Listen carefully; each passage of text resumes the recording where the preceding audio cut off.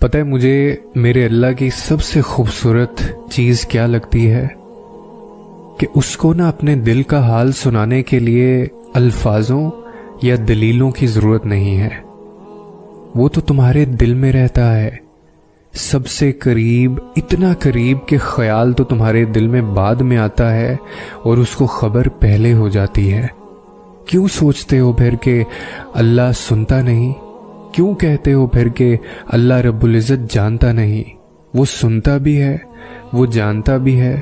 اس کو تو نہ اونگ آتی ہے اور نہ ہی نیند.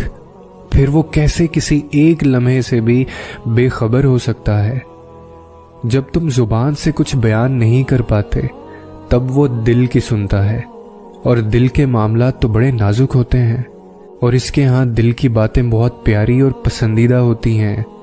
یاد رکھو، دل کے معاملات وہ خود سنبھالتا ہے، بڑے دھیان سے، بڑی محبت سے، اور اس کے دھیان سے کچھ بھی بے دھیان نہیں ہوتا.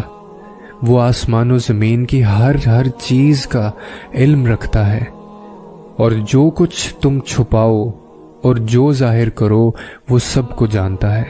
اللہ تو سینوں کی باتوں تک کو جانتا ہے.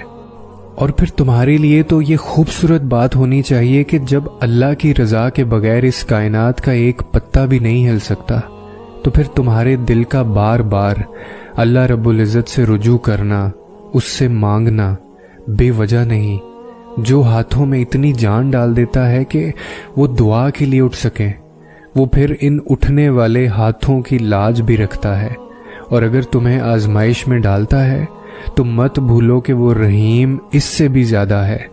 وہ جب تمہیں جنگ کے میدان میں لا کر کھڑا کر دیتا ہے تو طاقت بھی اتنی دیتا ہے کہ تم پوری دنیا سے اکیلے لڑ جاؤ. تو پھر یہ مایوسی کیسی؟ تم جو چاہتے ہو اسے اللہ رب العزت سے مانگ کر پھر اسی کا فیصلہ اسی پہ چھوڑ دو. تم جو سوچتے ہو، جو مانگتے ہو، تمہیں ہو بہو وہی دیا جاتا ہے. تو پھر وہ مت سوچو جو تم سے نہیں ہو سکتا، بلکہ وہ سوچو جو تمہارا رب کر سکتا ہے. اور تمہارا رب تو سب کچھ کر سکتا ہے. تم جتنی دفعہ دعا مانگتے ہو اللہ رب العزت اتنی دفعہ تمہاری دعاؤں کے جواب دیتا ہے. تم یہاں ایک قطرے کے لیے رو رہے ہو، جبکہ تمہارا رب تو تمہیں 7 سمندر عطا کرنے پر بھی قدرت رکھتا ہے. تمہارا کام بس دعا کرنا ہے، عطا کی تدبیریں وہ خود بناتا ہے.